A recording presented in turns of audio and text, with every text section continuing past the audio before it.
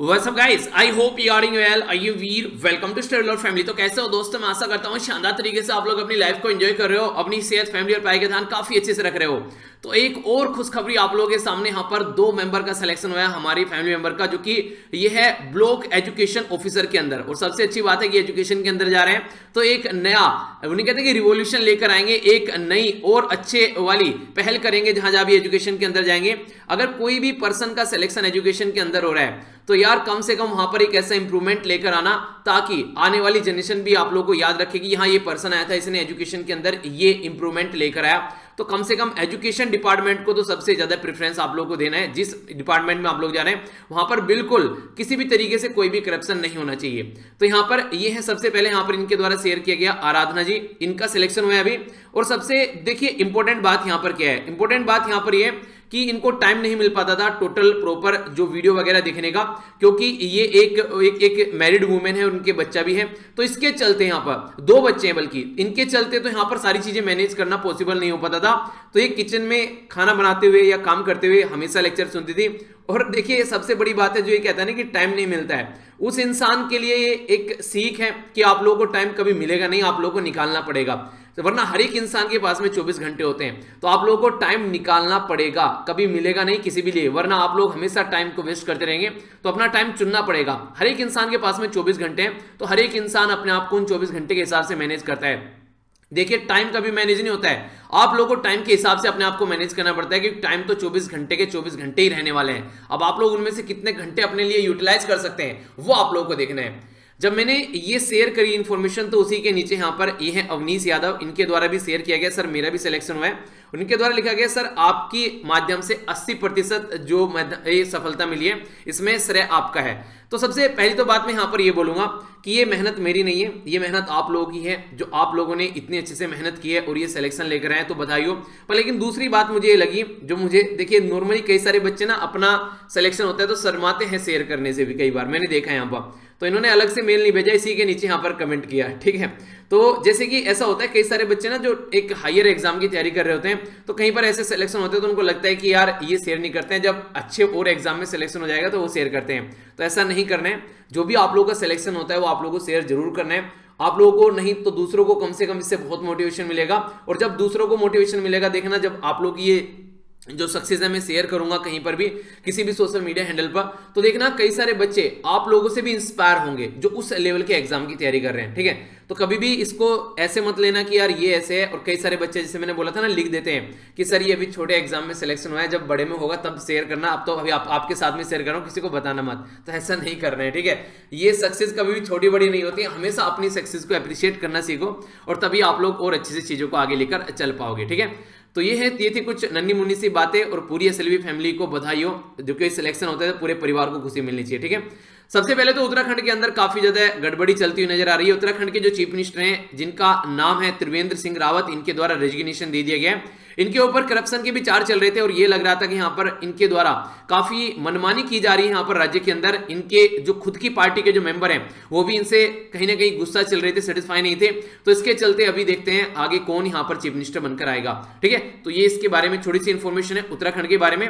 बाकी उत्तराखंड वासी अगर कोई यहाँ पर लेक्चर देख रहा है तो जरूर बताइए क्या कंडीशन चल रही है यहाँ पर। तो ये देख सकते हैं उत्तराखंड, ठीक है, जो कि 2000 में यहां पर उत्तर प्रदेश से अलग कर एक नया राज्य बनाया गया था।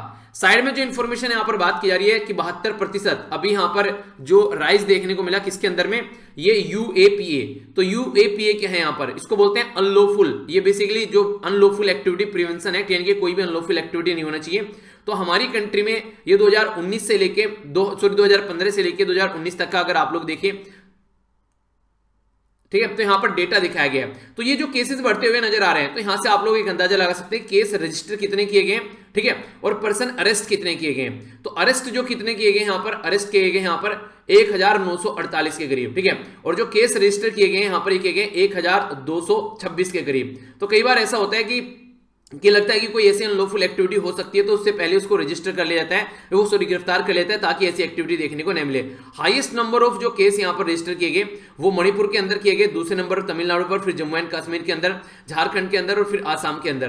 तो ये कुछ ऐसे राज्य हैं जहां पर हाईएस्ट नंबर ऑफ जो आप लोगों को यहाँ पर ये नंबर ऑफ जो केस थे वो यहाँ पर रजिस्टर किए गए। अरेस्ट जहां पर किए गए यहाँ पर ये अलग अलग बता रखा है। उत्तर प्रदेश में सबसे ज्यादा अरेस्ट किए गए, यह 498, ठीक है। मणिपुर में यहाँ पर 386, तमिलनाडु के अंदर यहाँ पर 308, तो यहाँ पर जम्मू एंड कश्मीर के अंदर 227, जो झारखंड के अंदर 202। तो इस तरीके से देख सकते हैं। तो ये इंफॉर्मेशन है कि पर्टिकुलर क्या होता है कि कई बार ऐसे केस तो रजिस्टर कर लिए जाते हैं, पर लेकिन उनके खिलाफ एग्जैक्टली जो यहाँ पर केस फाइल नहीं किया जाता है। कई बार देखा ना था, हम लोगों ने कई सारे आर्टिकल डिस्कस किए थे कि कई बार जो है जिस तरीके से लोगों की वॉइस जो है वो एक तरीके सप्रेस करने के लिए भी इस तरीके के लोगों का यूज किया जाता है। तो ऐसे भी कई सारे आर्टिकल हम लोगों ने डिस्कस किए। तो कुछ ऐसी इंफॉर्मेशन यहाँ पर आगे बात करते हैं। यहाँ पर सुप्रीम कोर्ट के द्वारा जो यहां पर बात की जा रही है इन्वायरमेंट रेगुलेटर के बारे में। प्रशांत भूषण साहब के द्वारा हाईलाइट किया गया कि 2011 में ये ऑर्डर दिया गया था कि इन्वायरमेंट रेगुलेटरी होनी चाहिए यहां पर, ताकि अगर इन्वायरमेंट से रिलेटेड कोई मैटर आए उसको रेगुलेट किया जा सके। पर लेकिन अब तक कोई सॉल्यूशन यहां पर नहीं निकला है, ठीक है। तो इसी के बारे में यहां पर बात की जा रही है। देखिए, इन्वायरमेंट जो है हमारे संविधान में अगर आप लोग जाएंगे तो राइट टू लाइफ के अंदर यहां पर रखा गया कि इन्वायरमेंट अच्छा होना चाहिए, हमारी जो पब्लिक है उनको सही इन्वायरमेंट मिलना चाहिए। वरना एक तरीके से अगर इन्वायरमेंट ही अच्छा नहीं है और इंसान जो है उसकी जान जा रही है तो कैसे काम चलेगा। एक केस आया था यहाँ पर जिसका नाम था यहाँ पर Lafarge Umiam mining private limited versus union of India का केस, तो जिसमें यहां पर यह बात की गई थी, ठीक है, कि हाँ इस तरीके से एक इन्वायरमेंट रेगुलेटरी इंडिपेंडेंट बॉडी होनी चाहिए कि इन्वायरमेंट को क्या नुकसान पहुंच रहा है उसके बारे में यहां पर चेक किया जा सके। तो अगर इन्वायरमेंट के बारे में कुछ लिखने के लिए आता है तो इस केस के बारे में आप लोग यहां पर मेंशन कर सकते हैं, ठीक है। तो ये पर्टिकुलर केस है, यहां पर ये बात की जा रही है Lafarge union mining private limited versus union of India का केस है 2011 का, पर लेकिन अब तक यहां पर इसको इंप्लीमेंट नहीं किया गया, ठीक है। तो यहां पर जो हमारी कंट्री में wild life board of India है, ठीक है, उसमें भी अगर आप लोग बात करिए कि उसमें भी प्रॉपर जो जिस तरीके की चीजें प्रॉपर इंप्लीमेंट होनी चाहिए थी उसके द्वारा भी वो चीजें इंप्लीमेंट नहीं की जा रही है। तो कई सारी ऐसी दिक्कतें देखने को मिल रही है। अभी आप लोगों से एक आर्टिकल डिस्कस करूंगा मैं छोटा सा। हमारी कंट्री में बहुत सारी ऐसी पोस्ट हैं जिनकी जो चीफ है उनकी पोस्ट खाली पड़ी है, तो ये थोड़ा सोचना पड़ेगा, ठीक है। इसी के साथ में अगर आज के बाद में आप लोग जो फ्लाइट में यानी कि हवाई जहाज में यात्रा करते हैं तो आप लोगों को मास्क लगाना ही लगाना पड़ेगा, और अगर मास्क नहीं लगाया तो नो फ्लाई लिस्ट में आप लोगों का नाम डल सकता है, जिसके चलते आप लोग फ्यूचर में जल्दी से आगे फ्लाइट में नहीं बैठ पाएंगे। यानी कि मास्क जो है वो कंपलसरी बोला गया दिल्ली हाईकोर्ट के द्वारा, और इसमें कोई भी कोताही नहीं बरतनी चाहिए। क्वेश्चन पूछ लिया जाएगा आप लोगों से इंटरेस्टिंग कि देशभक्ति जो बजट है वो किसके द्वारा प्रस्तुत किया गया। तो यहां पर 69,000 करोड़ का बजट यहां पर दिल्ली गवर्नमेंट के द्वारा प्रस्तुत किया गया, देशभक्ति बजट। इसमें क्या चाह रहे हैं कि दिल्ली को इस तरीके से डेवलप करने की बात करें ताकि 75वीं जो इंडिपेंडेंस डे है जो आजादी का वो भी सेलिब्रेट किया जा सके, कोविड-19 की जो वैक्सीन सबको प्रोवाइड कराई जा सके, और एक विजन है यहां पर इनका कि 2047 तक एक सही ऐसी शानदार हमारी कंट्री की जो कैपिटल होनी चाहिए ताकि 2048 में यहां पर ओलंपिक गेम ऑर्गेनाइज कराए जा सके, ठीक है। हमारी कंट्री में आज तक जो है ओलंपिक गेम ऑर्गेनाइज नहीं कराए गए, तो अपनी कंट्री कम से कम उस कैटेगरी में आए कि हमारी कंट्री में दिल्ली जो है ओलंपिक गेम ऑर्गेनाइज करा सके, तो उसके लिए इसको बेसिकली तैयार किया जा रहा है, ठीक है। अगर बात करें यहां पर तो काफी बड़ा शेयर यहां पर इनका जो बजट प्रस्तुत किया गया ये दिया गया किसके लिए, ये दिया गया यहां पर एजुकेशन के लिए। एजुकेशन के मामले में जो दिल्ली है वो काफी इंपॉर्टेंट मानी जाती है, और यहां पर ये दिखाया गया है कि कहां कहां से पैसा आ रहा है और कहां कहां को जा रहा है। अगर दिल्ली के अंदर किसी एग्जाम की आप लोग तैयारी कर रहे हैं तो उसके बारे में जरूर याद रखिएगा। जैसे वाटर सप्लाई के बारे में बात करें, ट्रांसपोर्ट के बारे में, एजुकेशन के बारे में, तो यहां पर अगर आप लोग देखिएगा सबसे बड़ा जो शेयर यहां पर 24% टोटल वो एजुकेशन में गया है सबसे ज्यादा, और इसके बाद में जो दूसरे नंबर पर है वो गया है हेल्थ के ऊपर, और तीसरे नंबर पर गया है ट्रांसपोर्ट के ऊपर। तो ये सबसे अच्छा कॉम्बिनेशन आप लोग बोल सकते हैं, यानी कि हेल्थ और एजुकेशन पर सबसे ज्यादा बजट यहां पर जाएगा। तो ह्यूमन कैपिटल आप लोगों को देखने को मिलेगा, यानी कि इंसान जो है अच्छे एजुकेशन के साथ में चीजें आगे बढ़ती नजर आएंगी। तो हमारी कंट्री में सारे बजट जो होने चाहिए इसी तरीके से चलने चाहिए कि सबसे बड़ा फोकस हेल्थ और एजुकेशन पर यहां पर होना चाहिए। टैक्स जो रेवेन्यू है यहां पर 62% इनको पैसा यहां पर मिला। इसी के साथ में स्मॉल सेविंग जो लोन है वहां से इनको पैसा मिला। जीएसटी में कई सारे यहां पर जैसे कॉम्पनसेशन में 9% मिला। तो ये कहां से पैसा आया और कहां को पैसा गया ये दिखाने की कोशिश की जा रही है, ठीक है। तो एजुकेशन के ऊपर ये मुझे काफी अच्छा लगा इस तरीके से प्रेजेंट किया गया, तो ये काफी इंपॉर्टेंट पॉइंट आप लोग बोल सकते हैं। अभी हमारी कंट्री में इलेक्शन होने वाले हैं तो उसके चलते कुछ यहां पर एक ये डेटा प्रस्तुत किया गया कि हमारी कंट्री में अगर बात करें कि नंबर ऑफ जो हमारी कंट्री में जो आज के डेट में हमारे जो नेता हैं वो यहां पर किसने यहां पर करप्ट हैं, तो ऐसा कोई डेटा कौन प्रस्तुत करता है, तो एसोसिएशन फॉर डेमोक्रेटिक रिफॉर्म जो है उसके द्वारा यहाँ पर ये प्रस्तुत किया गया। तो फोकस देखिए आप लोगों के सामने है। यहाँ पर बेसिकली वेस्ट बंगाल पर फोकस किया जा रहा है। अगर बात करें यहाँ पर अलग अलग हमारी कंट्री में अलग अलग जो कैंडिडेट है उनको एनालाइज किया जा रहा है किस तरीके से क्या क्या कंडीशन है। यहाँ पर नंबर ऑफ कैंडिडेट जो एनालाइज किए गए हैं, इंडियन नेशनल कांग्रेस के लिए 399 तो 393, बीजेपी के लिए 774। तो ये दो बड़ी अगर पॉलिटिकल पार्टी के बारे में आप लोग बात करते हैं तो नंबर ऑफ कैंडिडेट जो क्रिमिनल चार्ज लगा हुआ है कांग्रेस के अंदर, यानी कि लगभग 400 में से मोटे मोटे तौर पर देखें तो 138 जो है यहाँ पर करप्ट है। और अगर बात करें बीजेपी के अंदर तो यहां पर लगभग 800 में से यहां पर 180 यहां पर करप्ट है। यानी कि अगर परसेंटेज वाइज देखिए तो कांग्रेस ज्यादा करप्ट है एज कंपेयर टू बीजेपी, ये दिखाने की कोशिश की जा रही है।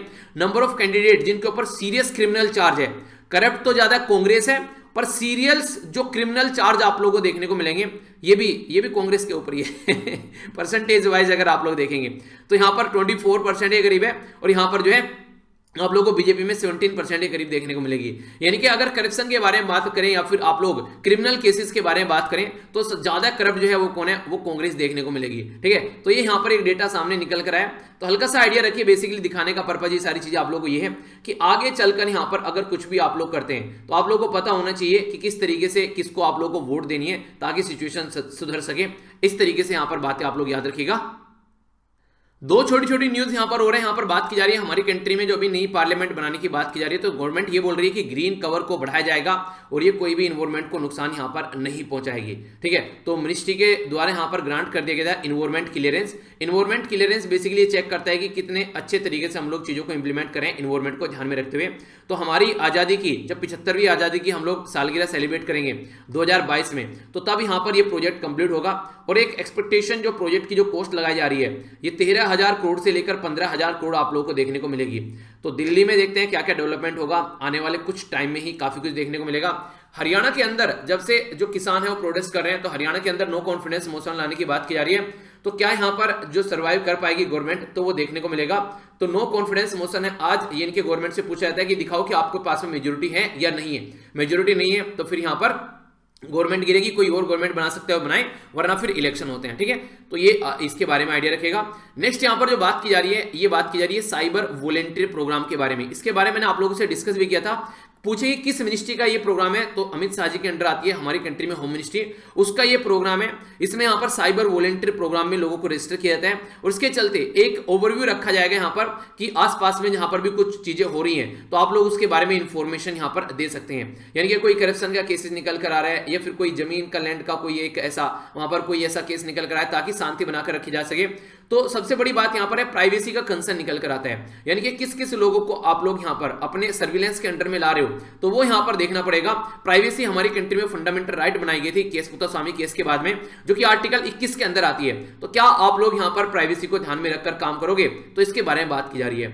एक इंपॉर्टेंट एक्सरसाइज है हमारी कंट्री और उज्बेकिस्तान के बीच में जिसका नाम है यहाँ पर 10 लीग। ठीक है, तो ये सेकंड नंबर की एक्सरसाइज आप लोगों को देखने को मिल रही है यहाँ पर 10 से लेके 19 मार्च तक का। तो इसके बारे में क्वेश्चन पूछे कि ये एक्सरसाइज किसके बीच में है, तो आप लोग याद रखते हैं इंडिया और उज्बेकिस्तान के बीच में। उज्बेकिस्तान काफी इंपॉर्टेंट मेंबर है, काफी इंपॉर्टेंट एक तरीके से पार्टनर है इंडिया का।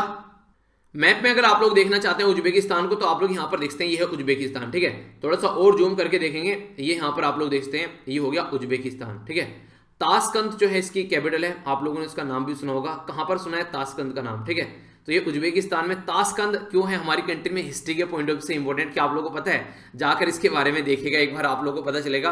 मूवीज भी बनी हुई है इसके ऊपर, किस किस को पता है चलिए देखता हूं, आप लोग अपना एक्सपीरियंस शेयर कीजिए इसके बारे में किस किस को पता है। म्यांमार के अंदर जो प्रोटेस्ट चल रहे हैं उनके बारे में आप लोगों को पता ही। यहाँ पर ये एक नन है जिनके सामने ये जो आर्मी के जो फोर्स है उनके सामने पुलिस के सामने बैठ रहे हैं और बोल रहे हैं कि जो प्रोटेस्ट कर रहे हैं उनके ऊपर आप लोग अत्याचार न करें। म्यांमार के अंदर बड़ी बुरी कंडीशन देखने को मिल रही है।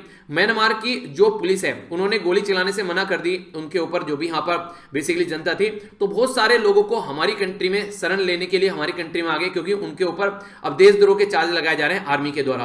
तो अब इंडिया और म्यांमार के जो रिलेशन है उसमें काफी एक अलग एंगल आप लोगों को नजर आएगा कि किस तरीके से हमारी कंट्री म्यांमार के साथ में डील करेगी, क्योंकि आर्मी का जो रूल वहां पर चल रहा है और पुलिस जो है उसने गोली चलाने से मना कर दी तो हमारी कंट्री में आ गए। अब अगर इंडिया उनको रिटर्न कर देती है कि हाँ ठीक है आपकी कंट्री है, आप लोग इनको ले जाइए।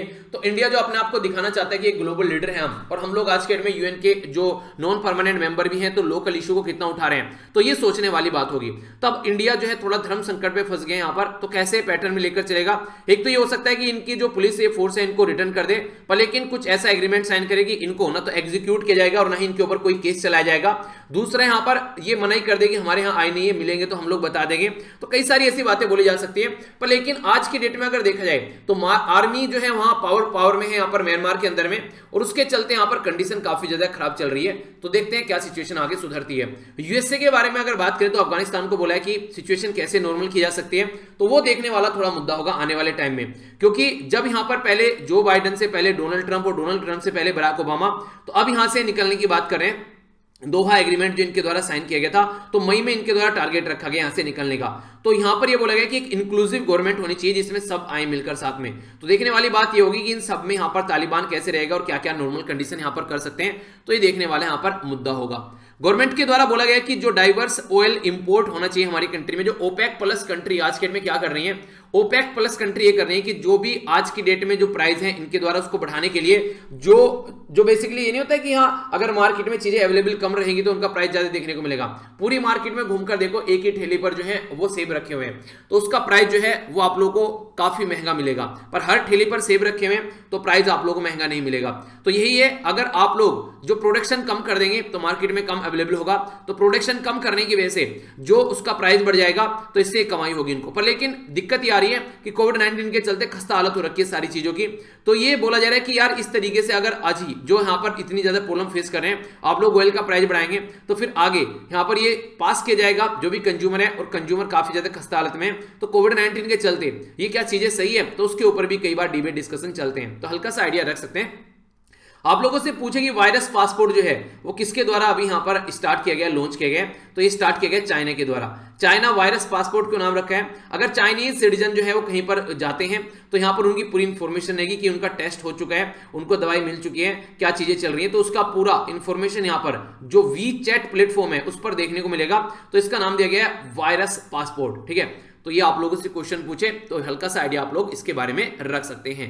पता तो होना चाहिए ना, वायरस फैलाने वालों ने वायरस पासपोर्ट बना दिया है। बड़े ही प्यारे प्यारे आर्टिकल हैं आप लोगों के सामने, इन आर्टिकल को देखिए अच्छे से, इसका ओवरव्यू करते हैं, इसके बाद में आप लोग यहाँ पर इनके बारे में पूरा एक डिटेल में डिस्कशन, और आप लोगों को यहाँ पर क्वेश्चन भी देखने को मिलेगा जो कि आप लोग को अटेम्प्ट करना है। ठीक है, बाकी पीडीएफ आप लोग यहाँ से जाकर डाउनलोड कर ले कीजिए, ये आप लोगों को टेलीग्राम पर सारी पीडीएफ एक जगह इकट्ठी मिल जाएगी, स्टडी लवर वीर के नाम से। यहाँ पर ये लिंक है, वीडियो के नीचे आप लोग को लिंक भी मिल जाएगा। जुडिशरी जो है वो पैट्रियार्कल माइंडसेट की है हमारी कंट्री में, बहुत ही इंटरेस्टिंग आर्टिकल है। हमारी कंट्री में कई बार रेप के केसेस देखने को मिलते हैं, उस पर जो जज के कमेंट निकल कर आते हैं, जो सॉल्यूशन देते हैं, वो सोचने वाला है कि एक ऐसे हीनियस क्राइम के लिए यहाँ पर कैसे कैसे सॉल्यूशन हमारी कंट्री में जज देते हैं। तो सुनकर आप लोगों को जुडिशरी के ऊपर थोड़ा सा अफसोस होगा कि आखिर ऐसा क्यों किया जाता है, कैसा माइंडसेट है जुडिशरी का। ठीक है, एग्रीकल्चर के बारे में बात की जा रही है। नॉर्मली तो हम लोग बात कर रहे हैं अभी फार्मर प्रोटेस्ट कर रहे हैं, पर लेकिन यहाँ पर ये बोला गया कि उसके अलावा भी एग्रीकल्चर के अंदर कई सारी प्रॉब्लम देखने को मिल रही है, तो हम लोग को वो समझना पड़ेगा। ठीक है, अभी रिसेंटली एक फायर का इंसिडेंट देखने को मिला, आग लगी यहाँ पर पर्टिकुलर एरिया में, तो उसके बारे में एक एनालिसिस किया जा रहा है। तो उसके लिए क्या क्या इंप्रूवमेंट हम लोग कर सकते हैं ताकि इसको आग को रोका जा सके। बात की जा रही है यहाँ पर नवाक जोकोविच ने यहाँ पर जो रोजर फेडरर हैं उनसे आगे निकल गए, अभी टॉप पोजीशन पर पहुंच गए, तो उसी के चलते आर्टिकल लिखा गया, तो इंपॉर्टेंट नहीं है, हल्का सा पता होना चाहिए बस, ज्यादा नहीं। बाकी यहाँ पर क्वाड ग्रुप के बारे में कुछ बातें की जा रही है, तो इसके बारे में हम लोग समझेंगे, ये किताब के बारे में बात कर रहे हैं, जानेंगे। यहाँ पर जो बात की जा रही है ये बेसिकली बोला जा रहा है हमारी कंट्री में कई सारी ऐसी पोस्ट हैं आज के में जिसमें इंटरिम टाइप के आज के में चीफ जो है उनके डायरेक्टर जनरल जो है वो काम कर रहे हैं। अभी सीबीआई के बारे में हम लोगों ने बात किया था, इसी तरीके से और भी कई सारी ऐसी बॉडी है हमारी कंट्री में, बीएसएफ की बात कर लीजिए या फिर नेशनल इन्वेस्टिगेशन एजेंसी के बारे में बात कर लीजिए, और भी कई सारी ऐसी एजेंसी है जिनमें उनके परमानेंट डायरेक्टर नहीं बनाए जा रहे हैं। तो बोला जा रहा है कि रिटायर होने के बाद में वहां पर इंटरिम इंसान काम करते रहते हैं, या फिर अगर इंटरिम भी नहीं आते हैं तो कई बार पोस्ट जो है वो खाली पड़ी रहती है। तो ये सही नहीं है, इतनी बड़ी बड़ी ये ऑर्गेनाइजेशन है, इनके बारे में अगर आप लोग देखें तो प्रॉपर एक प्रोसीजर होना चाहिए। जब पता चले कि सामने वाला इंसान जो है उस महीने में रिटायर हो रहा है, तो उससे पहले ही आप लोगों को 3-4 महीने पहले ही नेक्स्ट पर्सन को अपॉइंट कर देना चाहिए, ताकि तुरंत उसके रिटायर होते ही वो वहां पर अपना पोस्ट संभाल सके। पहली बात। दूसरा बोला गया आप लोगों को यहां पर बिल्कुल फिक्स टेन्योर होना चाहिए कि मिनिमम 2 साल का तो टेन्योर होना चाहिए कि हाँ ये इंसान जो है 2 साल तक यहां पर सर्व कर जाएगा, तो इसके चलते वो भी ढंग से अपने काम को कर सके। यानी कि पता चला 2 महीने आए, 2 महीने में तो इंसान को समझने में लग जाता है कि जिस एडमिनिस्ट्रेशन में वो काम करने वाला चीफ है जिसका, उसमें क्या क्या चीजें चल रही हैं। तो ये चीजें आप लोगों को अंडरस्टैंड करनी चाहिए, ठीक है। तो उसी के चलते यहाँ पर जहां जहां पर भी पोस्ट खाली पड़ी है उसके बारे में बताया गया है। ये सही नहीं है, अपनी कंट्री में अगर इतनी बड़ी बड़ी ऑर्गेनाइजेशन की जो पोस्ट है वो खाली पड़ी रहती है। तो आप लोग की क्या राय है इसके बारे में आप लोग अपनी राय जरूर बताइएगा, ठीक है। ये आज का जो कार्टून है यहाँ पर ये डेटा पॉइंट है कहां कहां कोविड-19 की दवाई देगी, तो ये इंपोर्टेंट नहीं है। ये कार्टून जो है इसके बारे में आप लोगों को बताना है। ये कार्टून किसके बारे में? डम डम डम, ठीक है, DMDK, यहां पर लिखा हुआ है THAAP थप, ठीक है।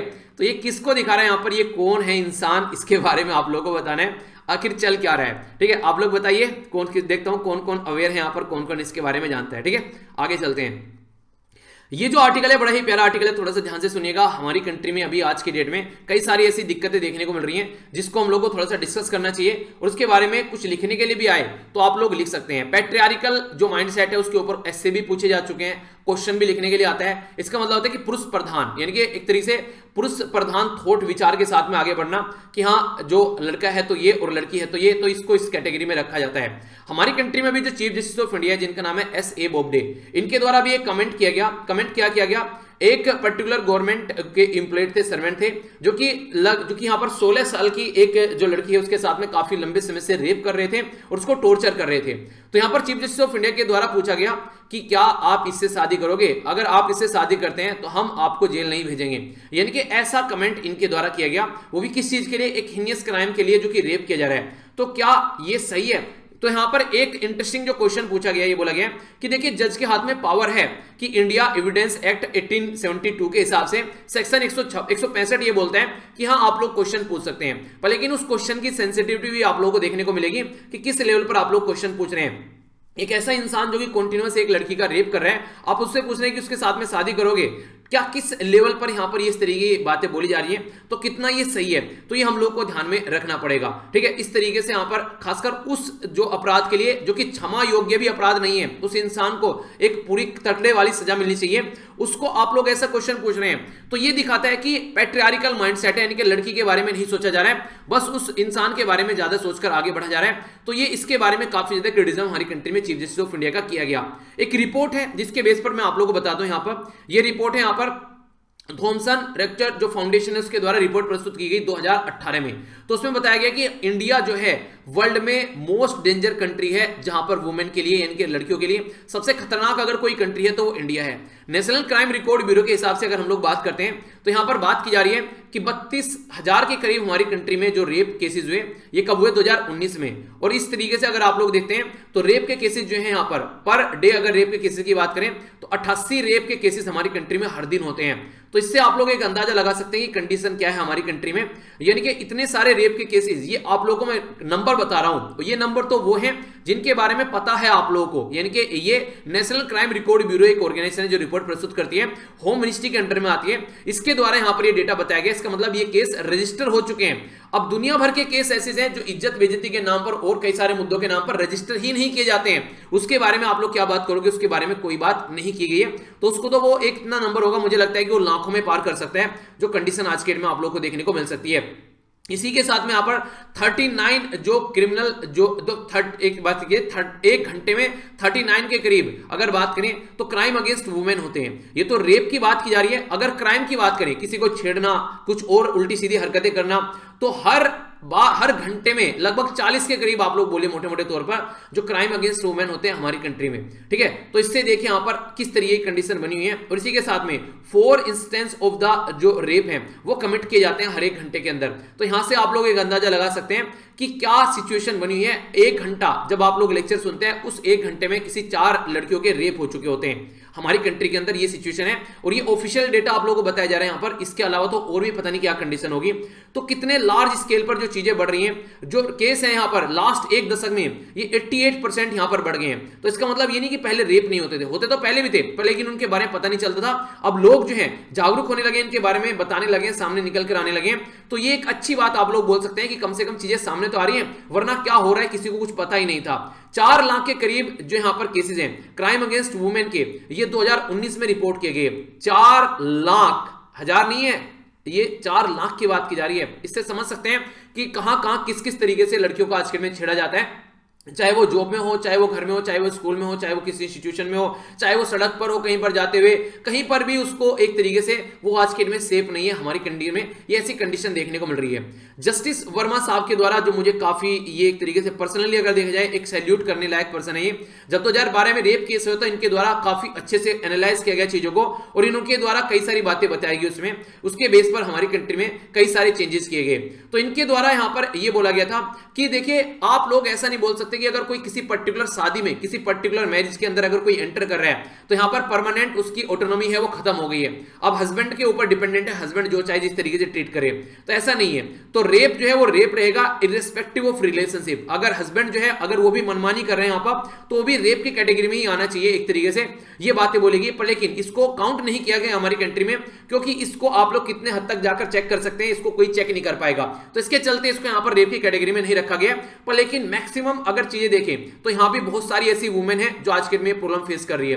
लास्ट टाइम मैंने ऐसा आर्टिकल डिस्कस किया था आप लोगों से, तो मेरे पास में कई सारे ऐसे मेल आए, किसी का नाम नहीं बताऊंगा मैं, पर लेकिन कई सारे ऐसे मेल आए मेरे पास में जिनके द्वारा लड़कियों के द्वारा लिखा गया कि हस्बैंड की वजह से क्या इरिटेशन फेस करनी पड़ती है आज के दिन में, किस लेवल पर हस्बैंड जो है वो वुमेन को ट्रीट कर रहे हैं। तो ये कंडीशन अगर आप लोग अपने आसपास में भी देखा होगा, अगर आपकी कोई फ्रेंड है उनकी शादी हो चुकी है, तो ये जो कंडीशन यहां पर चल रही है, एक तरीके से अपनी प्रॉपर्टी समझ लेना लड़कियों को, ये कितने हद तक सही है। तो ये चीजें हम लोग को अंडरस्टैंड करनी पड़ेगी। देखिए जो अगर किसी के साथ में रहना है तो वहां पर इज्जत नाम की एक चीज होती है, रेस्पेक्ट नाम की एक चीज होती है, प्यार कहीं नाम की एक चीज होती है। अगर इनसे ऊपर जाकर कोई और हरकतें की जाती हैं तो फिर कहीं ना कहीं वो रिलेशनशिप नहीं होता है, वो टॉर्चर करने वाली चीज हो जाती है। और यहां पर मैक्सिमम जो मेरे पास में मेल आए, जो मैंने सारे मेल पढ़े मैक्सिमम उनमें से, तो उसमें एक चीज मुझे जो कॉमन देखने को मिली, ये लड़कियां जो मेल मुझे लिख रही हैं, इंटरेस्ट जो मुझे एक अच्छी बात लगी, पता है वो क्या है, उन्होंने उसको एक्सेप्ट करने से मना कर दिया उस चीज को, और वो उस रिलेशनशिप में से बाहर निकल चुकी है। यार डेली घुट घुट के मरने से अच्छा है ना उस इंसान को छोड़ के दुनिया में फेंको। शादी ही एक ऐसी चीज नहीं है कि बस शादी में रह के जिंदगी चलती है, बिना शादी के भी जिंदगी चलेगी। इसलिए कहते हैं कि लड़कियों को पढ़ाओ लिखाओ, इतना कैपेबल बनाओ कि कल को कोई उसके ऊपर हावी ना हो सके। रिलेशनशिप हमेशा इक्वल बेसिस पर होनी चाहिए कि हाँ ये हस्बैंड है ये वाइफ है, दोनों के बीच में एक इक्वलिटी होनी चाहिए। ये नहीं कि आप उसके ऊपर हावी हो रहे हो किसी भी तरीके से। मिलकर घर चलता है, वो दो, एक गाड़ी है तो उसके दो पहिया है, तो तब तक घर चलेगा यहाँ पर। तो इस तरीके से नहीं कि एक अकेले की मनमानी वहां पर चल रही है।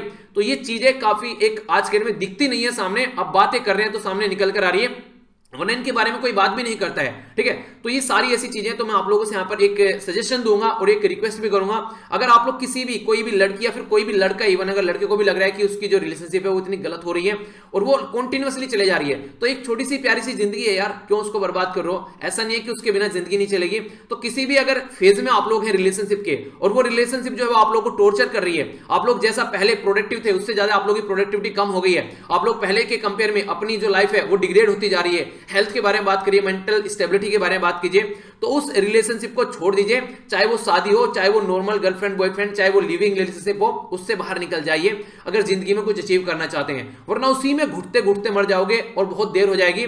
तो फिर आप लोग को वो चीजें शेयर, मैंने एक वीडियो शेयर की थी फेसबुक पर, उस वीडियो में दिखाया गया कि स्टार्टिंग में ना आप लोग चीजों को, टॉर्चर को सहन करते रहते हैं, मेंढक दिखाया था उसमें, तो वो सारी जो सहन शक्ति आप लोगों को वो टॉर्चर सहन करने में चली जाती है। पर लेकिन जब पानी गर्म होता है नीचे से, तो मेंढक के अंदर इतनी भी क्षमता नहीं होती वो छलांग लगा सके। तो इससे पहले कि आप लोग की सारी जो एनर्जी है, एक जो आप लोग की लाइफ है वो एग्जॉस्ट हो जाए, उससे पहले आप लोगों को उस रिलेशनशिप में से बाहर छलांग लगा जाना चाहिए। ये मेरा पर्सनल सजेशन है, हो सकता है किसी को अच्छा लगे किसी को बुरा लगे, पर लेकिन देखिए जिंदगी ना यार एक ही होती है, तो उसको ढंग से जी कर जाओ, इस तरीके से जी कर जाओ कि जब आखिरी सांस ले रहे हो तो लगे कि ये जिंदगी हम लोगों ने जी है। तो ये जब मुझे मेल आए तो मुझे अंदर से मतलब ऐसा लगा यार, मतलब कहां जा रही है दुनिया। एक प्यार, एक शादी इतनी अच्छी चीज होती है, अगर उसको देखा जाए, उसको एक इतना बर्डन कर दिया जाता है समाज के द्वारा कि हाँ उसमें अगर कोई गलत तरीके से फंस गया है तो उसमें उसको छोड़ नहीं सकता, ऐसा लगता है कि बस यही जिंदगी रह गई है। तो उसकी वजह से बहुत सारी लड़कियां जो है सुसाइड भी कर लेती हैं। ठीक है, अभी एक वो भी देखा होगा आप लोगों ने, उस लड़की के द्वारा सुसाइड किया गया, तो उसके जो उसका जो हस्बैंड था, जो भी थी, जो चीज थी, जो कैसे टॉर्चर करा था, वो लाइव उसके द्वारा दिखाया गया, फिर उसमें एक रिवर में वो कूद गई। तो ये कंडीशन आप लोगों को समझनी पड़ेगी।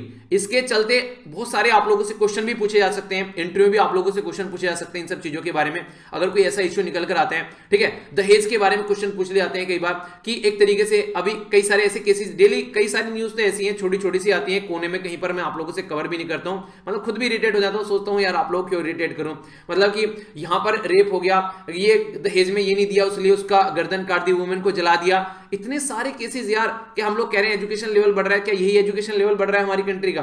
तो ये सारी सोचने वाली तो बात है। खैर आप लोग इसके बारे में क्या सोचते हैं लिखा करो यार मेल, अच्छा लगता है मुझे आप लोग चीजें शेयर करते हो। जिसको ये लगता है ना कि कोई उनकी सुनने वाला नहीं है, आप लोग लिखो, मुझे लिखो, ठीक है, studyloverveer@gmail.com पर सेंड करो।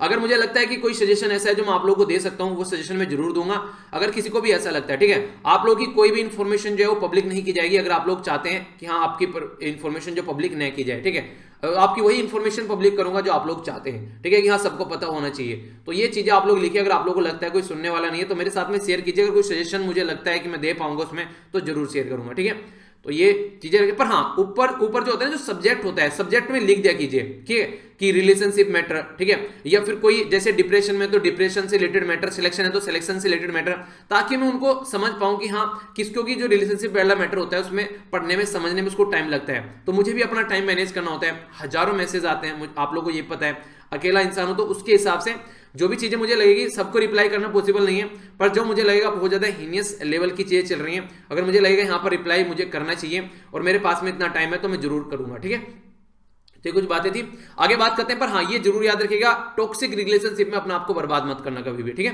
क्योंकि कई सारे मेल पढ़कर मैं बहुत ज्यादा कुछ दिनों से ये चीजें देख रहा हूँ, कॉन्टिन्यूसली उस दिन से वो आर्टिकल डिस्कस किया था। आगे बात करते हैं, हायर जुडिशरी के बारे में बात करते हैं। तो यहां पर दिखाया गया कि अगर आप लोग बात कीजिए तो कैसे कैसे केसेस हमारी कंट्री में निकल कर आ रहे हैं। अब हमारी कंट्री में आप लोग जजों की सुनिएगा कि जज क्या क्या बोल रहे हैं। हायर जुडिशरी में अगर बात करें, कुछ दिनों पहले यहां पर एक कोर्ट के द्वारा बोला गया था कि एक लड़की थी जो यहां पर दो गर्ल थी, ये 10 साल पहले का बेसिकली यहां पर बात की जा रही है। एक लड़के ने क्या किया, उसको मोलेस्ट कर रहा था, छेड़खानी कर रहा था, उल्टी सीधी हरकतें कर रहा था। तो जज ने ये बोला कि इसके सामने घुटनों पर आकर माफी मांग लो तो तुम्हारी जो सजा है उसको हम लोग कम कर देंगे। यानी कि वो उसको टॉर्चर कर रहा है कॉन्टिन्यूअसली और जज ये कह रहा है कि घुटनों पर आकर माफी मांग लो तो हम तुमको छूट दे देंगे। इसकी क्या गारंटी है कि वो सुधरेगा आगे चलकर, ठीक है, उसको कम से कम ये कोई सजा है कि घुटनों पर आकर माफी मांग लो। तो ये इस तरीके की बातें यहां पर बोली जाती है। इसी के साथ में यह है जून 2020 का, जून 22 का मामला है। इसमें क्या बोला गया, जज थे, जज के नाम भी लिखे हुए, कोई इंपॉर्टेंट नहीं है। यहां पर ये बात बोली गई कि जो कंडीशन ये बनी यहां पर जो कि सोचने लायक है, एक लड़की जो है उसके साथ में कुछ गलत काम हुआ, उसका रेप हुआ, तो जज ने ये बोला कि ये नाइट में वहां पर कर क्या रही थी, ठीक है, अगर यहां पर दारू पी जा रही थी तो दारू बैठ के क्यों पी जा रही थी। मतलब कि अगर कोई कहीं पर जा रहा है किससे मिलने के लिए, कोई पार्टी है वहां पर उन्होंने ड्रिंक कर ली, तो लड़के ने भी तो ड्रिंक की थी, तो लड़के से क्वेश्चन नहीं पूछा जा रहा है कि उसके साथ में रेप कर दिया, लड़की से पूछा जा रहा है कि तुम वहां रात को क्या कर रही थी, और दूसरा कि यहां पर मतलब ड्रिंक क्यों की जा रही थी। ये सेम काम तो लड़का भी कर रहा था। तो ये दिखाने की कोशिश की जा रही है राइटर के द्वारा कि पैट्रियार्कल सोसाइटी है हमारी, पुरुष प्रधान सोसाइटी है, सारे क्वेश्चन लड़कियों से पूछे जाते हैं। रेप हो गया लड़की का तो लड़की से पूछेंगे इतनी रात को वहां क्या कर रही थी, ठीक है, मतलब लड़का वहां पर रेप कर रहा है, वहां पर गैंग रेप हो रहे हैं, तो उनसे नहीं पूछा जा रहा है कि तुम क्या कर रहे हो, लड़की से पूछा जा रहा है कि तुम इतनी रात को वहां पर क्या कर रही थी। तो ये कितने हद तक सही है, ये हम लोग को चीजें समझनी पड़ेगी। नागपुर बेंच का था यहां पर बॉम्बे हाईकोर्ट का एक केस, इसमें यह बोला गया एक रेप हुआ एक लड़की का, और जो लड़की का रेप हुआ उसको बोला गया कि 1 लाख रुपए इसको पे किया जाए उसका रेप करने के लिए, यानी कि रेप का जो प्राइस है वो डिसाइड कर दिया गया 1 लाख रुपए। हालांकि वो काफी गरीब लड़की थी, उसको लगा कि यार जो हो गया, उसने बेचारी ने इसको एक्सेप्ट कर लिया। तो ये तो उसकी बेचारी की मजबूरी थी, पर लेकिन क्या जज को ये चीजें शोभा देती है इस तरीके से, उसको मतलब 1 लाख रुपए दे दो, तो इस तरीके से ऑर्डर दिए जाते हैं इस तरीके के। तो ये क्या कितना हद तक सही है यहाँ पर, ये तो ये इस तरीके से कॉम्पनसेशन के तौर पर रेप का जो प्राइस है ये 1 लाख रुपए यहाँ पर रखा गया। हालांकि उसको रेप का प्राइस नहीं, कॉम्पनसेशन बोला जा रहा है कि कम से कम कुछ तो राहत मिले, बहुत गरीब बच्ची है जिसने उसको एक्सेप्ट भी कर लिया। तो हालांकि वो चीजें अलग तरीके से देखी जा सकती है, पर लेकिन राइटर बोल रहे हैं कि ये इस तरीके से कितने हद तक सही है, ठीक है। उसको इस तरह नहीं कि तुम 1 लाख रुपए दे दो फिर उसके बाद में तुमको फ्री कर दें, सजा वो प्रॉपर मिलनी चाहिए। उसके अलावा चाहे कुछ भी कर लो, जो रेप की सजा वो रेप की मिलनी चाहिए, यानी कि तुम उसके चलते उसको छोड़ दोगे। एक और केस था यहां पर बॉम्बे हाई कोर्ट का, उसमें ये बोला गया कि देखिए प्रॉमिस ब्रेक करना, अगर शादी का प्रॉमिस ब्रेक करना या फिर चीट करना, ये एक तरीके से देखिए होता क्या है कई बार, ये भी एक इंपॉर्टेंट केस है। ऐसे भी कई सारे मेरे पास में मेल आए हुए हैं, मैंने देखा है कि कई सारे लड़के जो है आपस में प्रॉमिस करते हैं कि शादी करेंगे, उसके बाद में वो फिजिकल रिलेशनशिप में चले जाते हैं। तो उसके बाद में क्या होता है, या तो लड़की या फिर लड़का बैकआउट कर जाता है, तो उसके चलते फिर यहां पर ये लगता है कि यार मेरा जो है वो यूज किया गया है। तो ये ऐसे भी केसेस आप लोग कई सारे देखने को मिलेंगे। तो इस तरीके के रिलेशनशिप में जाने से पहले आप लोग सोचिए कि किस डायरेक्शन में आप लोग चल रहे हैं, ठीक है। उसको बिल्कुल भी इस तरीके से मत देखिए कि आगे चलकर ऐसा कुछ होने वाला है। अगर आप लोगों को लगता है तो ये देखिए, आप लोग कम से कम इस लेवल पर आप लोगों को अंडरस्टैंड करना पड़ेगा कि सारी चीजें हर टाइम एक जैसी नहीं चलती है। आगे चलकर हो सकता है कि सिचुएशन चेंज हो जाए, तो इसको आप लोगों को पहले से ही अंडरस्टैंड करके चलना है कि आप लोग कितनी हदें पार करनी है अपने रिलेशनशिप के अंदर में। तो ये आप लोगों को पता होना चाहिए। नॉर्मली जो चीजें आप लोग एंजॉय करना चाहते हैं इस एज में, उसका पूरा फुल टाइम मिलेगा आप लोगों को, पूरी एक जिंदगी आप लोगों को मिलेगी, वो कहीं नहीं भाग रही है। फिलहाल जो टाइम है उस पर अपने करियर पर फोकस करो। करियर अगर आप लोगों के पास में रहेगा ना, तो जिंदगी भर आप लोगों को किसी के सामने घुटने नहीं टेकने पड़ेंगे। पर लेकिन करियर ही अगर आप लोगों के पास में नहीं रहेगा, तो आप लोगों को हर जगह गलत ठहराने की कोशिश की जाएगी, ये याद रख लेना। मद्रास हाईकोर्ट के बारे में बात करें तो उसके द्वारा रेप जो एक्यूज है उसको बेल देने की बात की गई यहां पर, और जो बेल देने की बात की गई उसमें क्या किया गया, मतलब कि एक तरीके से समझ रहे हैं आप लोग, एक तरीके से उनको ये बोला गया कि हम बेल दी जा रही है ताकि मीडिएट कर सकें। यानी किसी ने रेप कर दिया, ठीक है, रेप कर दिया उसने किसी लड़की का, उसको ये बोला जा रहा है कि जाकर उससे सुलह कर लो कि हाँ तुमको, तुम्हारे ऊपर जो केस चल रहा है वो केस हटा सकते हैं क्या, इस तरीके की बात आप लोग देख सकते हैं। यानी कि एक तरीके से उसको एक मीडिएशन का काम, यानी उसने रेप कर दिया, तुम्हारे पास में केस आ गया, उसको सजा सुनाओ, जो सी सजा उसके लिए हो सकती है रेप के। तो ये मीडिएशन का काम, ये यहाँ पे थोड़ा ना जमीन के मैटर होते हैं, भैया अपने आप सुलझा लो, क्यों लड़ रहे हो, मतलब रेप कर दिया उसने, उसको मीडिएट करने की कोशिश की जा रही है। तो राइटर बोल रहे हैं ये गलत है। हालांकि सुप्रीम कोर्ट ने तुरंत उसके अंदर इंटरवीन किया और उस बेल को कैंसिल कर दिया। तो ये ऐसे ऐसे केसेस आप लोगों को यहाँ पर देखने को मिल रहे हैं। इसी के साथ में यहाँ पर बनवारी देवी है, तो सुनकर ही मतलब एक तरीके से मुझे लगा कि क्या क्या चल रहा है। ये बनवारी देवी का केस आप लोगों ने शायद सुना होगा, 1995 का केस है, गैंगरेप यहाँ पर हुआ। तो इसके चलते जब केस पहुंचा तो यहां पर ये बोला गया राजस्थान हाईकोर्ट के द्वारा, क्या बोला गया, हायर कास्ट का लड़का है या जो मैन है जो भी है, वो रेप नहीं कर सकता एक लोअर कास्ट की वुमेन का। समझ रहे हैं आप लोग कितना अच्छा रीजन है। ये रीजन दिया गया क्योंकि प्योरिटी का कॉन्सेप्ट यहां पर आ जाता है। ओके, जो हस्बैंड है एक तरीके से उसके सामने रेप नहीं हुआ, उसने रेप होते हुए नहीं देखा, तो इसको रेप कैसे मान ले, किसी ने देखा नहीं है। यानी कि अगर कोई देखेगा नहीं, अगर रेप हो रहा है तो उसको रेप नहीं माना जाएगा। ए मैन जो है वो 60 से 70 ईयर ओल्ड है, वो रेप कर ही नहीं सकता है। तो ये ऐसे तर्क दिए जाते हैं कई बार, तो राजस्थान हाईकोर्ट के द्वारा ये तर्क दिए गए हैं। तो ये यहां पर बता रहा है, जो यहां पर ये बताया जा रहा है यहां पर जो राइटर है उनके द्वारा। तो इससे आप लोग अंदाजा लगा सकते हैं कितना पैट्रियार्कल हमारी कंट्री में जुडिशरी है, यहां से आप लोग अंदाजा लगा सकते हैं। तो ये काफी एक सोचने वाला मुद्दा है आज के कंट्री के अंदर में। इसी के साथ में अगर बात करें नरेंद्र वर्सेस के मीना का केस था 2016 में, तो इसके चलते यहां पर अगर बात करें हिंदू ट्रेडिशन के बारे में बात की जा रही है। ये एक अलग तरीके का केस है, इसका रेप से कोई रिलेशन नहीं है। अगर एक लड़का और लड़की रह रहे हैं, अगर लड़की जो है, ये हालांकि ये केस मैं थोड़ा सा अलग तरीके से देखता हूं, आज के डेट में ये प्रॉब्लम सोसाइटी के अंदर देखने को मिलती है। लड़की की शादी होती है, किसी के घर लड़की जाती है, तो तुरंत जो है वो हस्बैंड को इस तरीके से रखती है कि हस्बैंड जो है उसको लेकर बाहर निकल जाए, हस्बैंड जो है अकेला रहे लड़की को लेकर, वो फैमिली के साथ में रहना पसंद नहीं करती है। तो इस तरीके से यहां पर ये बोला गया था नरेंद्र, ये यहां पर जो केस निकल कर आया इसमें ये बोला गया कि लड़का चाहे तो इस बेस पर लड़की को एक डाइवोर्स दे सकता है। देखिए यहां पर ये केस थोड़ा सा पेचीदा हो जाता है। यहां पर बात की जा रही है कि लड़की को डाइवोर्स दिया जा सकता है, तो अगर उस तरीके से देखें तो यहां पर भी पैट्रियार्कल माइंडसेट हो गया कि लड़की को बांधना चाह रहा है अपनी फैमिली के साथ में, अगर फैमिली के साथ में नहीं रह रही है तो उसको डाइवोर्स दिया जा सकता है। तो ये इस तरीके का कुछ केस था।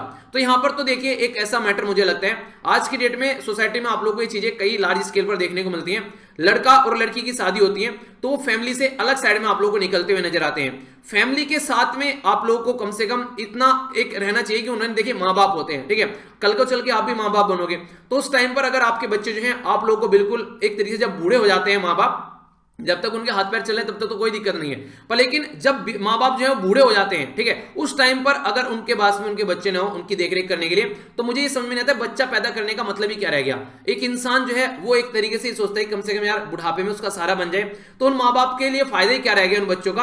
और खासकर एक इंटरेस्टिंग चीज देखने को मिलेगी सोसाइटी में आप लोग को, जितने बच्चे लड़के के पीछे फोकस रहते हैं, लड़का पैदा हो जाए लड़का पैदा हो जाए, आप लोगों ने देखा होगा माँ बाप के जितना कम लड़की आ जाती है ना, उतना काम आज के में लड़के नहीं आते हैं। बहुत सारे ऐसे केसेस, बहुत सारे ऐसे मेल, मुझे इवन एक फैमिली के बारे में आप लोगों को छोटी सी बात बताऊंगा। एक पेरेंट्स के द्वारा मुझे मैसेज किए गए कि बेटा आपकी वीडियो देख देख के मेरा बेटा सुधर गया, शादी हो चुकी है बेटे की, पर कुछ दिनों से उसने मतलब छोड़कर हम लोग को, हमारे 2 घर हैं, एक दूसरे घर में जाकर रहने लगा था अपनी बहू के साथ में, अपनी वाइफ के साथ में, और हमको अलग छोड़ दिया, इवन खाना तक भी हम लोग को नहीं दे रहा था। तो वो लेक्चर सुन रहा था, तो कई बार मैं ऐसी चीजें बोलता हूं, तो ये बोला कि आपका लेक्चर देख के वो सुधरा है, और उस आपका लेक्चर देख के मतलब एक तरीके से उसके मन में हमारे लिए एक सॉफ्ट कॉर्नर पैदा हुआ है। तो यार ये चीजें ना मतलब आज इंसान को ना थोड़ी लेट समझ में आती है, पर लेकिन ये चीजें कहीं ना कहीं समझ में आनी चाहिए जल्दी, तो काफी अच्छा रहेगा। आगे बात करते हैं यहां पर, ये काफी इंपॉर्टेंट केस है यहां पर हादिया। हादिया का केस था जो 2017 का, ये राइट टू मैरिज के बारे में बात करते हैं। 18 साल से ऊपर अगर आप लोगों की एज हो चुकी है तो कम से कम आप लोग के हाथ में हक आ जाता है कि हाँ आप लोग शादी कर सकते हैं जिससे चाहे। तो यहां पर ये बोला गया था कि फादर का राइट होता है कि फादर डिसाइड करेगा शादी किसके साथ में करनी है। पता चला फादर जो है बिजनेस के पॉइंट ऑफ व्यू से शादी कर रहे हैं, फादर फोर्सफुली शादी कर रहे हैं जिसको पसंद नहीं है, शादी किसी और के साथ में करना चाहती है, तो लड़की के ऊपर पापा का हक दिखाना कि पापा जो है वो डिसाइड करेंगे। अगर लड़का जो पापा है और जो बेटी है दोनों मिलकर डिसाइड कर ले तो कैसा रहेगा, पर लेकिन ये हक दिखाना कि पापा ही डिसाइड करेंगे। तो यहां पर ऐसा केस आया जिसमें हाई कोर्ट के द्वारा पहले केस आया, तो हाई कोर्ट ने बोला सही है कि पापा का हक है, पापा डिसाइड करेंगे, पर सुप्रीम कोर्ट में जब केस पहुंचा सुप्रीम कोर्ट ने बोला कि इंडिपेंडेंट है, अपने आप डिसाइड करेंगे। ठीक है, तो यहां पर भी पैट्रियार्कल माइंडसेट जो था हाई कोर्ट के सामने निकल कर आया। तो ये एक तरीके से ये बोला जा रहा है कि आज की डेट में जो जेंडर सेंसिटिविटी होनी चाहिए, अगर खासकर जो जज हैं जिनको पूरी सोसाइटी देख रही है, जज कोई डिसीजन दे रहे हैं, तो टारगेट जो होना चाहिए बेसिकली ये पैट्रियार्कल, जो अभी यहां पर ये बोला गया जो चीफ जस्टिस ऑफ इंडिया के खिलाफ सब उमड़ रहे हैं कि चीफ जस्टिस ऑफ इंडिया ने क्या बोल दिया, तो ये चीफ जस्टिस ऑफ इंडिया का केस नहीं है। आप लोगों को सोसाइटी में हर जगह ये चीज देखने को मिलेगी। तो इनके द्वारा बोला गया कि इनको टारगेट न करते हुए आप लोग ये पैट्रियार्कल माइंडसेट जहां पर भी आप लोगों को देखने को मिलता है, इस पैट्रियार्कल माइंडसेट को टारगेट करो तो चीजें सुधर कर आएंगी। ठीक है, और क्वेश्चन जो है वो एक तरीके से क्वेश्चन पूछने की पावर आप लोगों के हाथ में है, पर लेकिन जेंडर सेंसिटिविटी आप लोगों को देखनी पड़ेगी कि ऐसा नहीं है कुछ भी क्वेश्चन किसी पूछने की इससे शादी कर लो या वो कर लो, तो वो भी चीजें से बाहर निकलना पड़ेगा। तो ये था पूरा आर्टिकल, कई सारी चीजें यहां पर आप लोगों को जानने को मिली। आप लोगों की क्या राय है इसके बारे में आप लोग जरूर बताइए।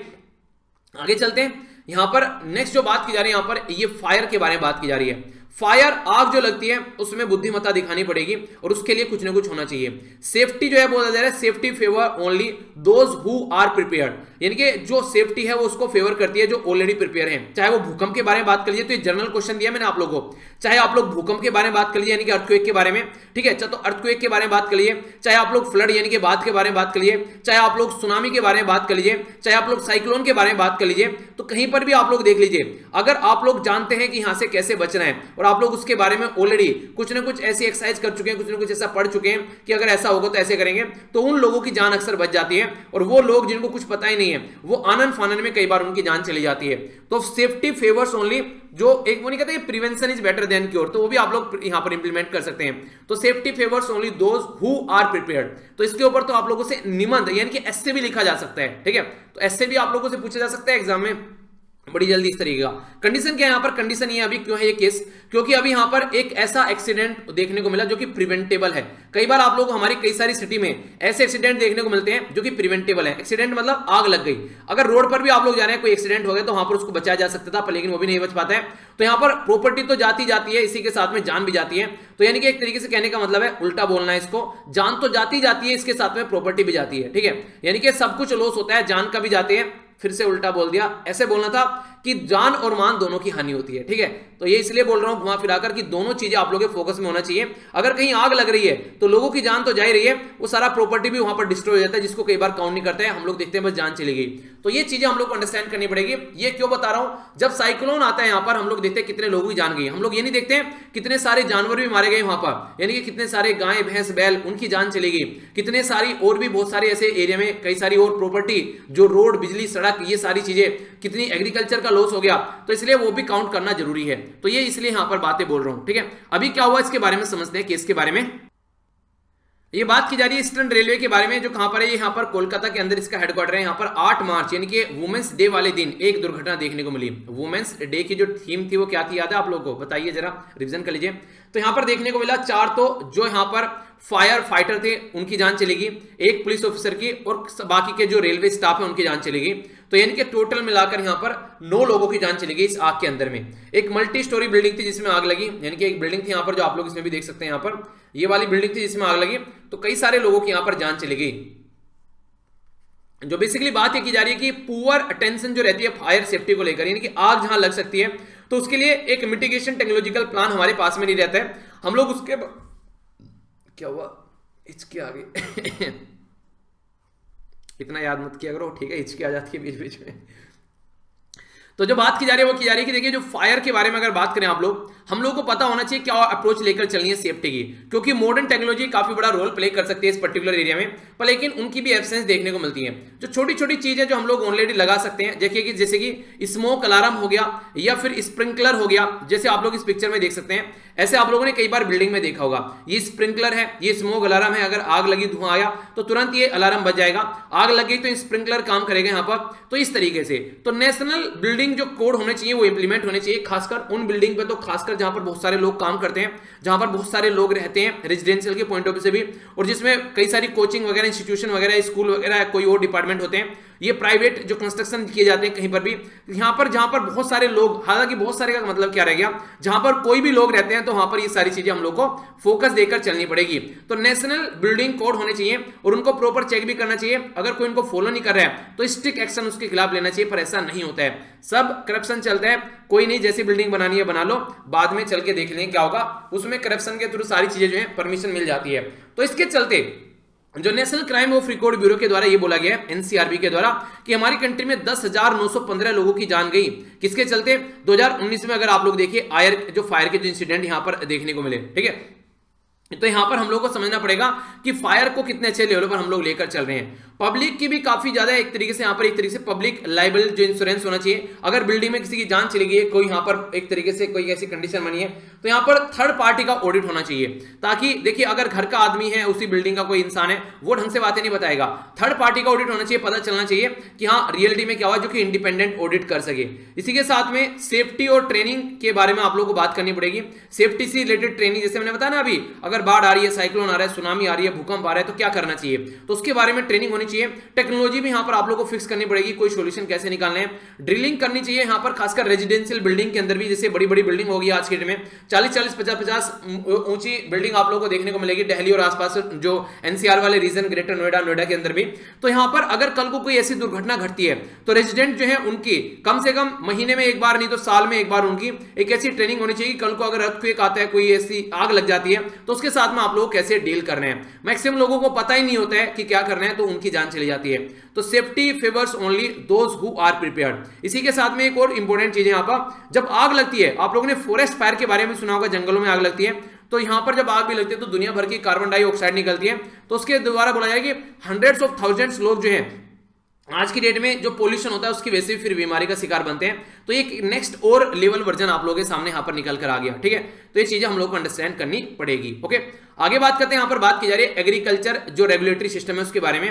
आप लोगों को ये तो पता ही है, आज के डेट में हमारी कंट्री में फार्मर प्रोटेस्ट कर रहे हैं, 100 दिन से ज्यादा हो चुके हैं। ये जो फार्मर प्रोटेस्ट कर रहे हैं, इसमें अगर आप लोग देखेगा तो 3 जो हमारी कंट्री में बिल थे, पहले एक्ट बनाए गए, पहले ऑर्डिनेंस लाया गया, तो उसको लेकर प्रोटेस्ट कर रहे हैं। पर उसके अलावा भी बहुत सारे ऐसे मुद्दे हैं जिनके बारे में बात करनी चाहिए, जो हमको फोकस देकर चलना चाहिए, जिसकी वजह से हमारी कंट्री में जो किसान है उनकी खस्ता हालत है। वर्ल्ड बैंक के द्वारा एक रिपोर्ट तैयार की गई, क्वेश्चन डायरेक्ट पूछ लिया जाएगा कि ये रिपोर्ट जो है किसके द्वारा तैयार की गई, जिसका नाम है यहाँ पर enabling the business of agriculture.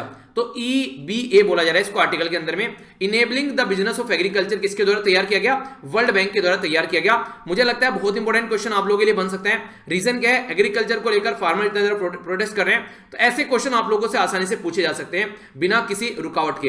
तो इसको तो स्टार मार्क कर लेना आप लोग, ठीक है, कि तो enabling the business of agriculture किसके द्वारा प्रस्तुत किया जाता है, तो वर्ल्ड बैंक के द्वारा प्रस्तुत किया जाता है। इसमें 101 कंट्री को यहां पर काउंट किया गया और देखा गया कि क्या क्या चीजें हैं, क्या किसानों को बीज मिल रहे हैं, क्या उनको प्रॉपर वे में फर्टिलाइजर मिल रहे हैं, क्या वाटर यानी कि इरिगेशन के रिलेटेड चीजें हैं, लाइव स्टॉक जो किसानों के पास में होता है, जीव जंतु, उनको किस तरीके से वो सस्टेन कर पा रहे हैं, उनकी जान चली जा रही है बीमारी की वजह से, किसी और चीज की वजह से।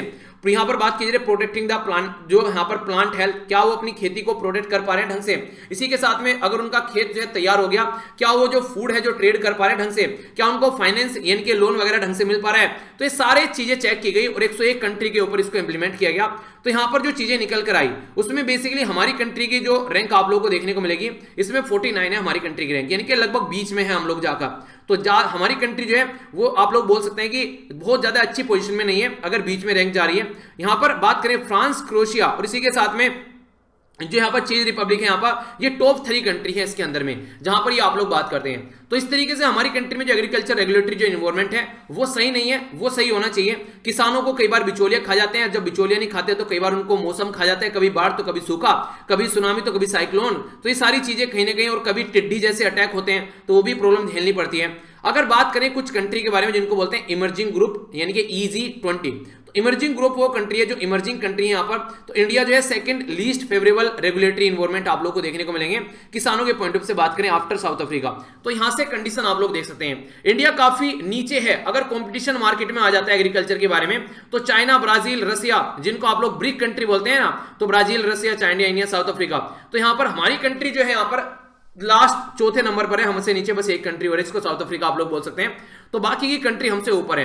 तो हमारी कंट्री में एक क्वालिटी ऑफ एग्रीकल्चर इनपुट नहीं मिल पाता है, ना तो सही फर्टिलाइजर मिलता है, ना पानी मिलता है, ना मशीनरी पावर ढंग से मिल पाती है हमारी कंट्री में। आज भी जो हमारे जो एंशिएंट टाइम के जो पैटर्न हम लोग फॉलो करके यहाँ पर चल रहे हैं, प्रोडक्टिविटी लॉस देखने को मिलता है काफी ज्यादा, यानी कि प्रोडक्टिविटी नहीं हो पाती है। खेत तो है पर लेकिन उनमें जब उगाया जाता है तो इतना निकल के आता है जितना निकलना चाहिए। हायर कॉस्ट है प्रोडक्शन की, बीज महंगा है, फर्टिलाइजर महंगा है, फिर ऊपर से पानी भी देना है वो भी महंगा है, और लो कैपेसिटी यहां पर प्रोड्यूस जो सरप्लस की।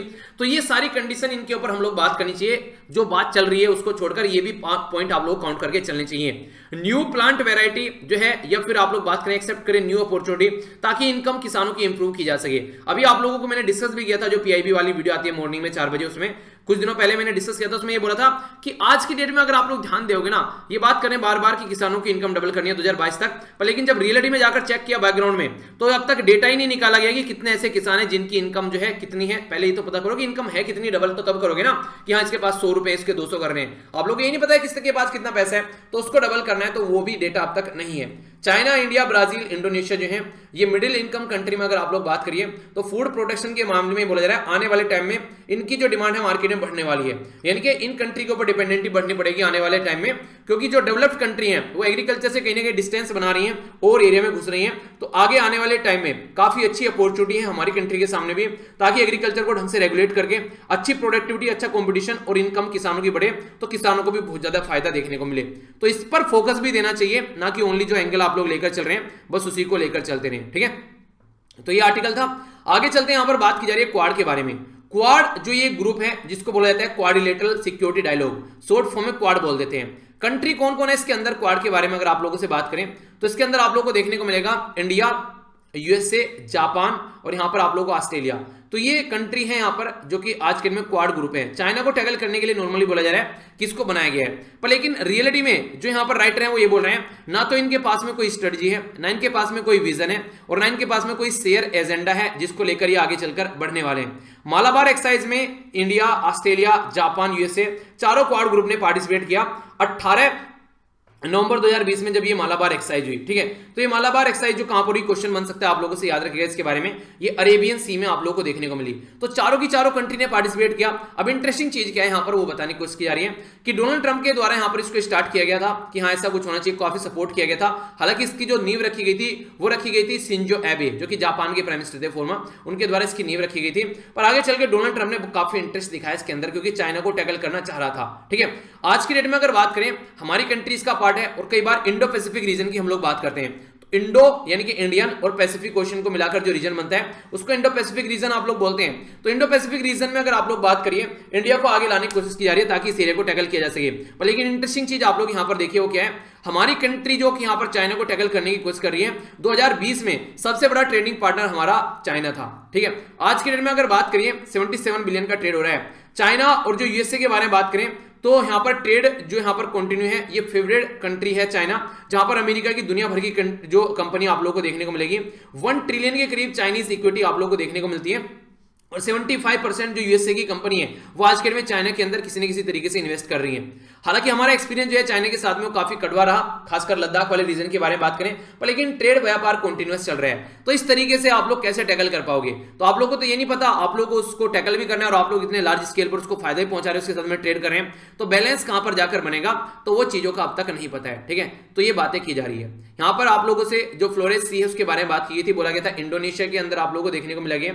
इसी के साथ में यहाँ पर जो आइलैंड ऑफ द जो सेलिबीज है, तो उसके जो यहाँ पर बोला जा रहा है कि the sea is bounded on the north by island of Celebes. ठीक है, तो दोनों स्टेटमेंट्स में कौन सी स्टेटमेंट करेक्ट है? बोला गया 1, बी बोला गया 2, सी बोला गया बोथ, डी बोला गया नाइदर 1 नो 2। सही आंसर क्या है तो ये बताना है। सही आंसर यहाँ पर सी, यानी कि दोनों की दोनों स्टेटमेंट सही है। ठीक है, एग्जैक्ट लोकेशन इसकी आप लोग यहाँ पर देख सकते हैं। ओके, और हाँ, मैं बेस्ट क्वेश्चन आप लोगों का साथ दिया नहीं ना मैंने। एक मिनट, फिर आप लोग बोलोगे सर भूल गए। ठीक है, तो यहाँ पर पार्ट 1 आप लोग जाकर देखिए कहां पर ये मैक में PALAWN। ठीक है, तो इसको जाकर देखिए कहां पर है और क्या है, ताकि आप लोग इसके बारे में ध्यान रख सकें। तो ये था टोटल आज का डिस्कशन। मैं आशा करता हूं कि आप लोगों ने इसको एंजॉय किया है। तो पीडीएफ यहां से जाकर डाउनलोड कर लेना। नेक्स्ट लेक्चर में मिलता हूं। बड़ों को नमस्ते, छोटों को प्यार, छोटी सी लाइफ एंजॉय करा। तब तक के लिए जय हिंद।